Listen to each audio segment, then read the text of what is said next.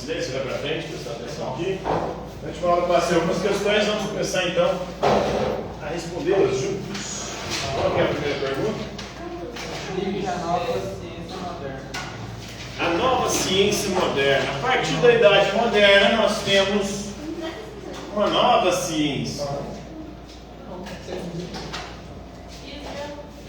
Uma ciência que se diferenciava da ciência antiga grega e da ciência medieval. A ciência antiga grega era uma ciência fundamentada na razão, no logos grego. A razão que elabora teorias para explicar a realidade. Aí temos os maiores expoentes da ciência antiga em Platão e Aristóteles. A ciência medieval difere da ciência antiga.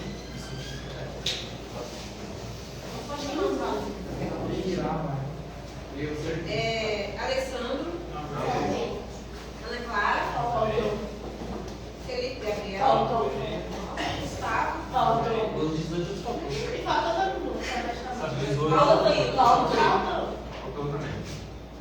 Mas se quiser que eu me chamar. Levi, gente, cadê o povo? Sexta-feira, tia. Alexandre, Sextou, bebê.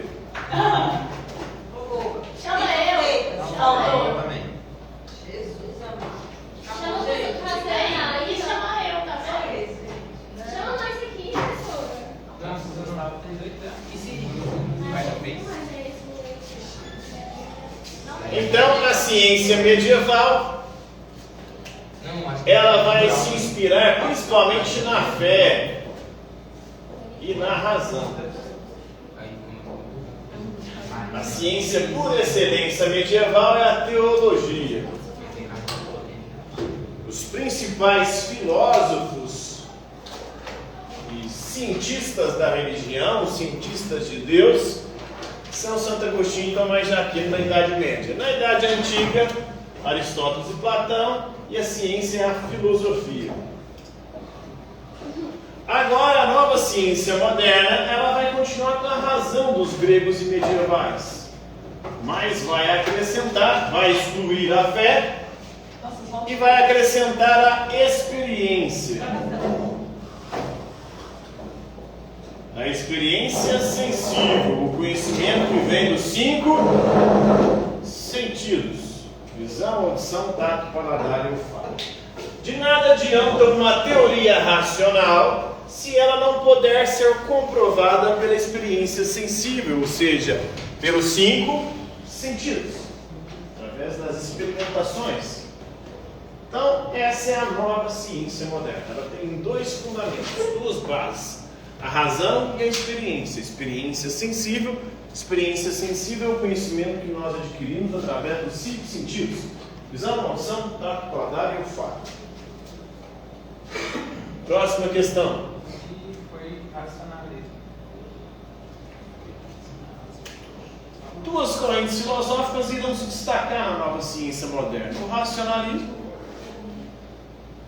O racionalismo é a corrente filosófica que diz que a fonte, a origem, o princípio de todo conhecimento é a razão. E temos o empirismo. O empirismo é outra escola filosófica que se contrapõe ao racionalismo, que diz que a fonte, o princípio e a origem de todo conhecimento é a experiência sensível. Ou seja, nós conhecemos graças aos 5 sentidos. Não há nada no nosso intelecto que não tenha investigado senão por meio dos sentidos: visão, audição, tato, paladar e olfato. Então, o racionalismo é essa escola filosófica que defende que nós conhecemos graças à razão. Próxima questão. Que periodicidade compreende a idade moderna? A nova ciência moderna, ela ocorre na Idade Moderna.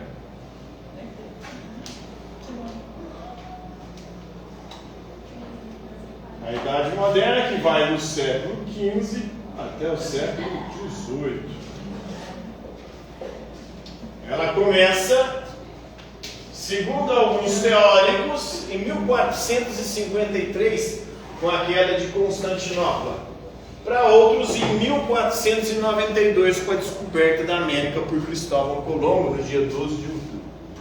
Então, há divergência sobre o fim da Idade Média e o início da Idade Moderna, mas ambas estão, essa divergência, no século XV.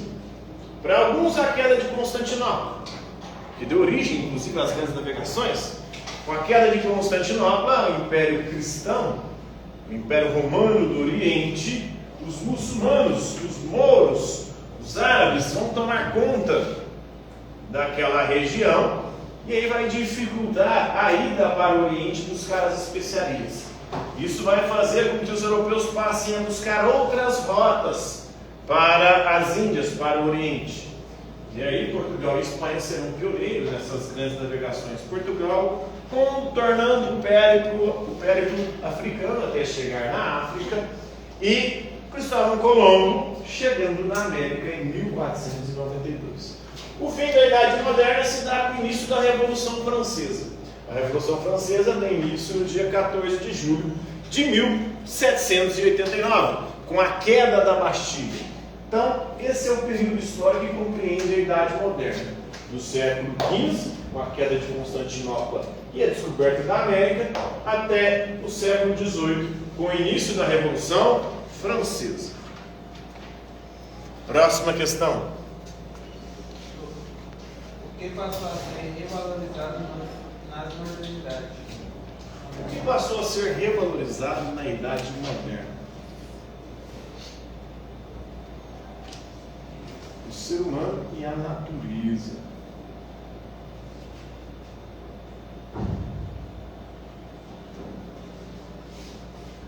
Na Idade Antiga, na Grécia e Roma Antiga, o ser humano era muito valorizado, o estudo sobre o ser humano, principalmente a partir de Sócrates, o estudo do ser humano.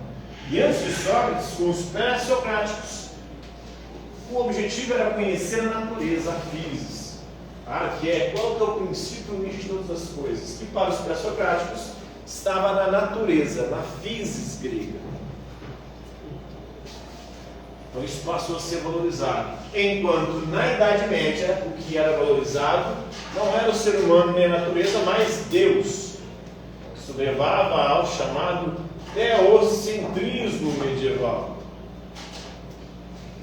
Teocentrismo é quando Deus é o centro de todas as coisas, de todas as reflexões, de toda a vida do indivíduo medieval.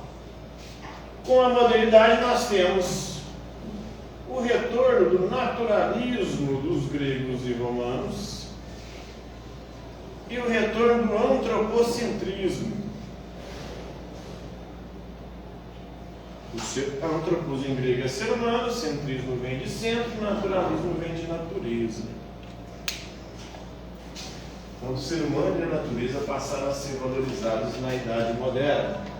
O antropocentrismo e o naturalismo, substituindo o teocentrismo medieval. Próxima questão. Feudalismo e capitalismo. Feudalismo e capitalismo são dois sistemas econômicos divergentes. O feudalismo foi o sistema econômico que predominou na Europa durante a Idade Média. Era um sistema de subsistência.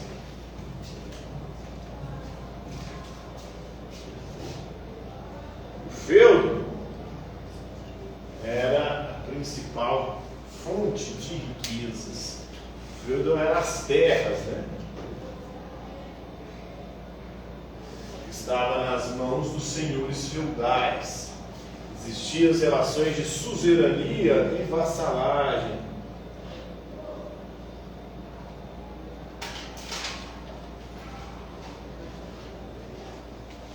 O senhor feudal concedia aos seus vassalos algumas terras. E nessas terras, esses vassalos se tornavam também senhores feudais. E aí, esses senhores feudais nessas terras tinham seus camponeses, a quem eles também concediam terras, em troca de 4 a 5 dias de trabalho nas terras dos senhores, além de cobrança de outros impostos. A maior parte da população morava no campo, na zona rural. E era uma economia de subsistência.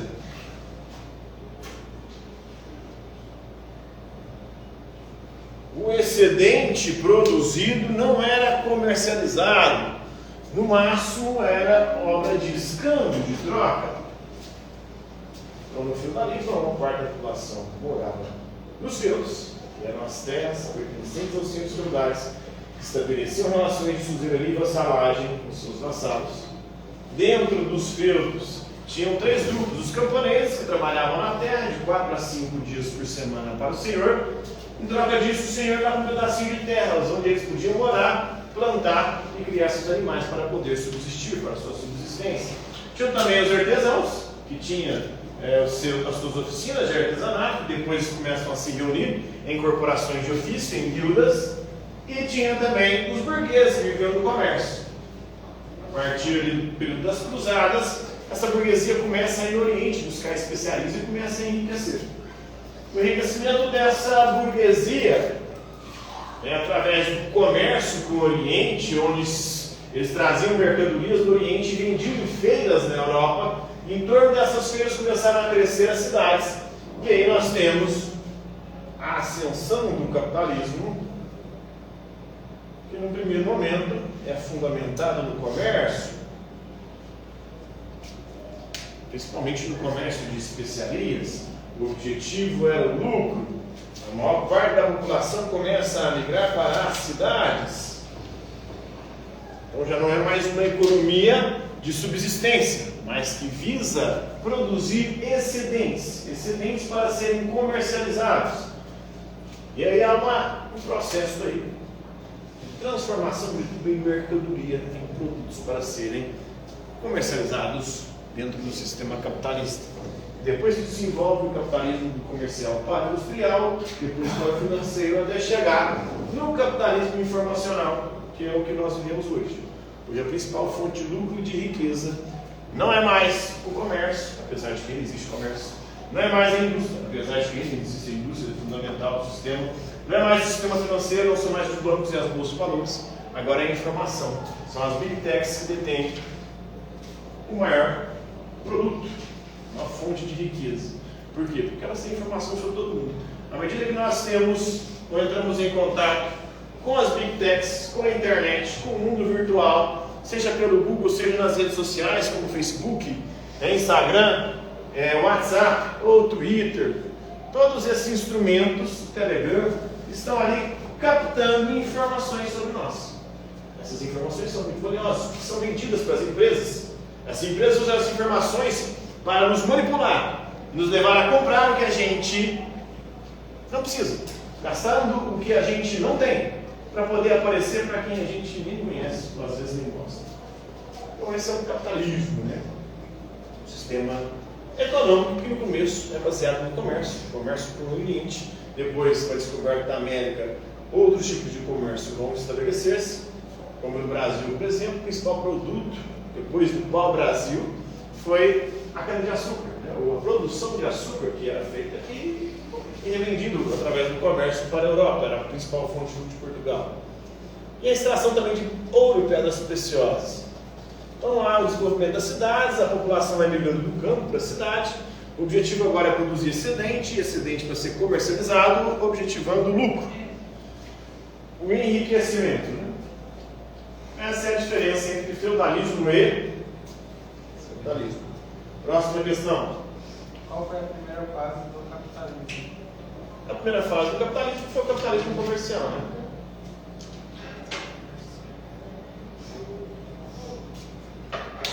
Começa ainda na Idade Média, no comércio com as Índias orientais, com o Oriente, onde eles iam buscar as especiarias. As especiarias eram tecidos, tapetes, tinha também temperos, porcelana, seda, vários produtos que a Europa não produzia. E aí eram muito bem avaliados, muito apreciados na Europa. Quando chegava lá, isso enriquecia os comerciantes que tinham ido do Oriente buscar e comercializar na Europa, né? E é um processo aí de financiarização da economia. Agora as trocas não se dão mais pelo escambo, cada vez mais pelo comércio, o comércio através do dinheiro. Começa a desenvolver o dinheiro.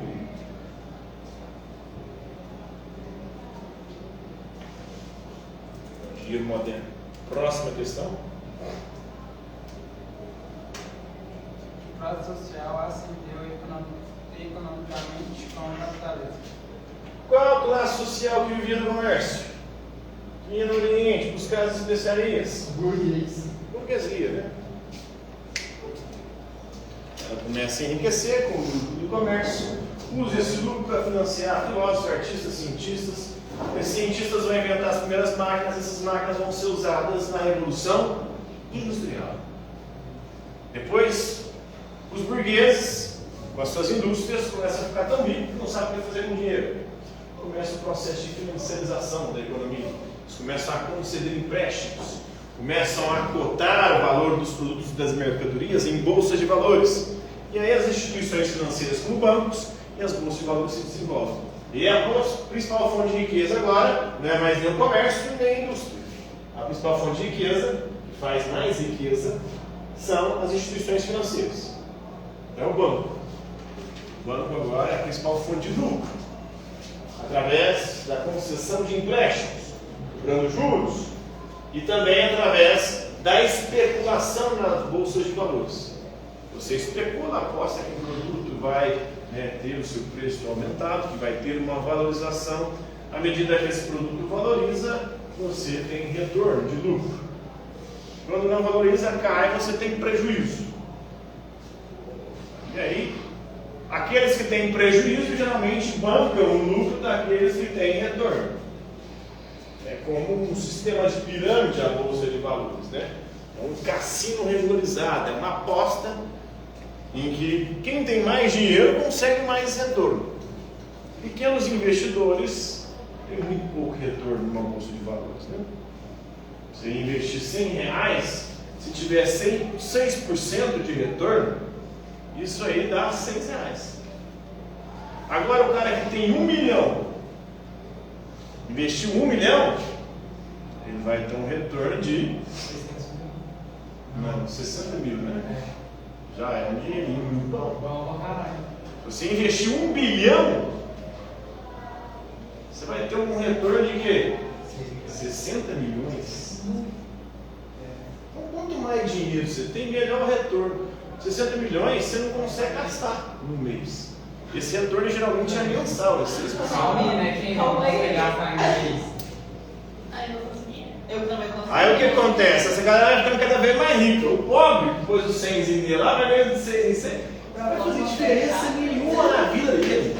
Não faz verdade. Não, hoje em dia, antigamente. A galera fica fazendo aí vídeo, né? Tem um monte de cara aí ensinando o povo a investir nas redes sociais, no YouTube. É. Mas o pobre, o máximo que ele pode tirar é isso. Se você tem um salário mínimo, R$100 vai fazer falta. Você tira R$100 para investir, o retorno que você vai ter não compensa, velho. R$100. É foda. A mente do pobre é o que mata, né? Na verdade, não é a mente, é o sistema. O sistema é construído, cara, para fazer o rico cada vez mais rico. O pobre, mesmo ele se esforçando pra caralho, velho. Aí o povo fala, mas tem um pobre que deu sorte. Ele é a exceção, a regra é outra. Se fosse a regra, os pobres estavam todos saindo da pobreza. Na verdade, não, a regra é os pobres continuar sempre na pobreza. Aí um ou outro pobre sai e fica rico, milionário, ele é a exceção. Aí a exceção, como diz o ditado, confirmar.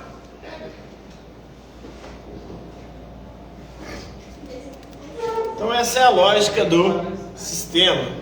Como eu tô falando, jogar no tigrinho é muito melhor.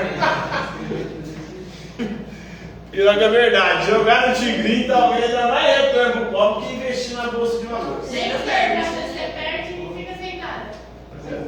Às vezes. Às vezes quase Porque caro. é igual eu estava esses dias estudando, e tem um estudo que mostra que é mais fácil você ganhar na loteria do que sendo pobre ficar rico. Porque na loteria, toda semana, um fica milionário. Agora, na vida real, não tem toda semana um pobre ficando milionário. Então, é mais fácil o pobre ganhar na loteria ou ganhar no tigrinho do que ficar milionário só com trabalho, com esforço, poupando ali. Você joga no tigrinho? Oi? Você joga no tigrinho? Não, nunca joguei não. Nossa, eu já perdi uns 400 pontos nessa porra. Ah, é, eu 400 pontos Eu lembro do tigrinho que ele é pai disso, ele ganha muito dinheiro. Agora a loteria, você aposta na Mega Sena lá, é baratinha, R$5 no jogo da Mega Sena. Aí ganha 1 milhão. É, esse aqui é 1 milhão. 1 milhão não, né? Bom mesmo é a mega da virada. Mas Se a você gente ganhar. você ganhar. Não, deu um monte de Da cara. loteria. Agora no tigrinho também é difícil. 50 milhões. Vou ter que perder R$400. Né?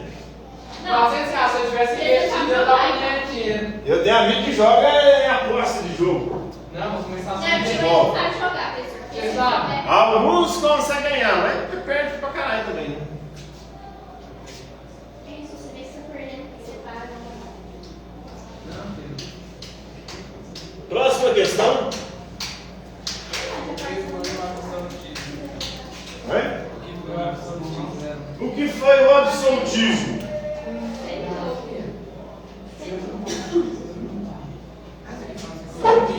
O absolutismo foi um regime, também conhecido como antigo regime, na Europa,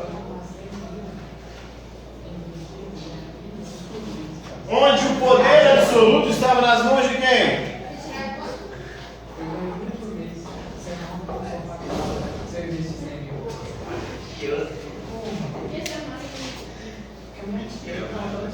Então, o absolutismo, o antigo regime, era um regime onde o poder absoluto era concentrado nas mãos dos reis. O rei era o poder executivo, legislativo e judiciário, ou seja, o rei fazia as leis, o rei mandava e desmandava, e o rei julgava de acordo com o que desse na telha. E o poder supremo no absolutismo. Próxima questão. Oi? Foi mercantilismo. Mercantilismo foi uma prática do absolutismo.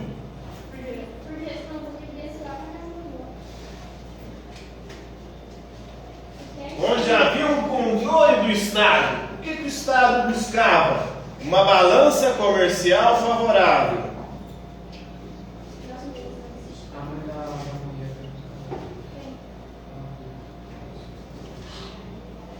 E para ter uma balança comercial favorável, havia a intervenção do Estado na economia. Já deu horário. Segundo eixo está liberado. Que eixo? Não, desculpa, é o eixo também vou liberar. Tá? Por hoje, assim, na próxima aula a gente continua.